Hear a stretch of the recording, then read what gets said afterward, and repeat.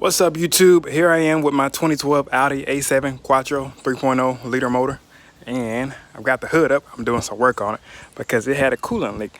Now, how did I get this coolant leak? Well, I got this car back in February, and I was too negligent because I wanted this car so bad to realize that there was a smell of coolant when I cranked the car up. But I wanted it again so bad that I got it anyway, and here I am months later, probably about 2-3 weeks ago. It was just started pouring out antifreeze where I had to park it.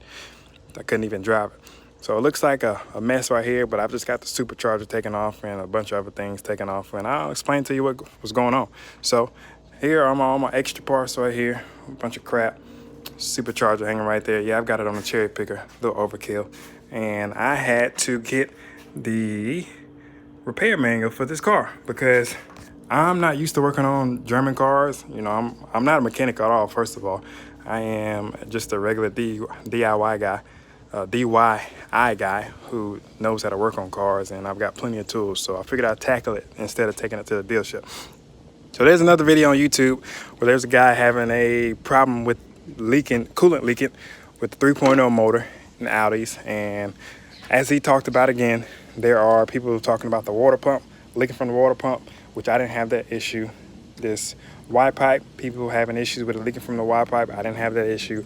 And the thermostat, which I have my thermostat over here.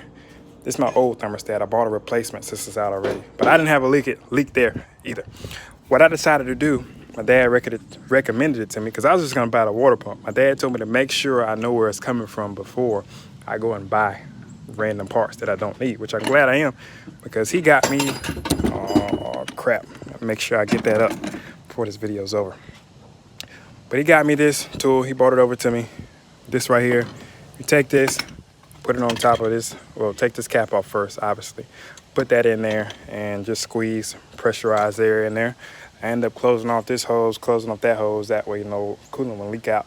And when I got to about between 12 and 14 PSI, I noticed that there was a ton of antifreeze. You can actually see antifreeze down there. There was a ton of antifreeze coming out near the thermostat housing, and connected to the thermostat housing is this piece right here, which goes into that thermostat housing. Now, there is another guy on YouTube who's had this exact same problem, and if you look at it, what do you see there? Oh, wrong side, I'm sorry. What do you see there? There's that piece. Let me focus. Focus, baby, focus. I hope you guys can see that. Yeah, there you go. There's that piece right there, and it is chipped right there at the very end. And that is where my antifreeze was leaking from. Now, this part right here is about 60 bucks from Audi. It's a hassle because you have to take off all this other crap. I mean, everything from the fuel pressure lines, the water pump hoses, coolant hoses, a turbocharger, which, I mean, apparently looks like you had to take the turbocharger off to work on anything for this car. I had to take out my air box. This is just a mess for me. I try not to work on cars unless it's something simple, but one thing I'm not gonna do is take it to the dealership and pay an arm and a leg. So again, just like the guy stated in that video, there's only one other video on YouTube where he explains this exact same problem. And I don't know if this is a common issue, but I had the same issue with him. It wasn't my water pump or those other things that I stated. But this was a job. And it wasn't a job because it's just hard to do. It was a job because you got no freaking room to work on in this car. And then you got to take off a ton of crap just to get to these stupid plastic hoses that you can't bend. If it would have been a rubber hose, I would have been able to bend it in a way that I could have maneuvered it with. Same thing with the other hoses in there. But just a ton of stupid crap that you got to do that's extra that you would not have to do in a, I guess to say, a regular car. I understand this is a luxury car, this is Audi, so it's going to be a little bit different. But again, you guys, I'm not used to working on this type of stuff, and I'm just explaining my frustration. There's certain parts down here, certain screws that you need to take off that you barely have room to work on unless you take off the freaking radiator, which I wasn't planning on doing that because I do have a full-time job and I just don't have time like that.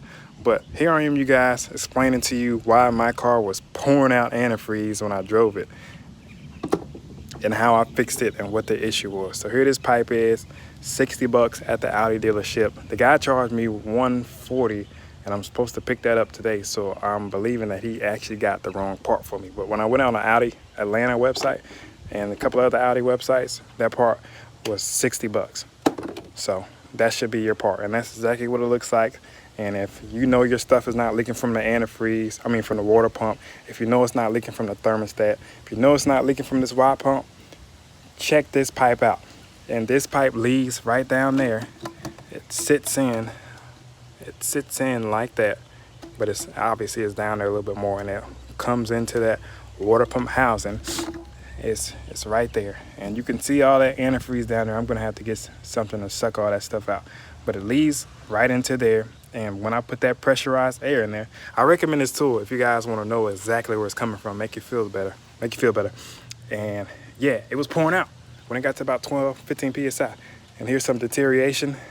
Obviously I need to check this out because this car's got 72,000 miles on it. Like I said, it had 60 something when I got it. There's no reason that should be leaking at 66,000 miles. Like, come on, Audi, really? This is my first Audi, first German car. But yeah, so I hope this video helps you guys. Subscribe, like, ask questions if you need to, and I will help you with anything you need.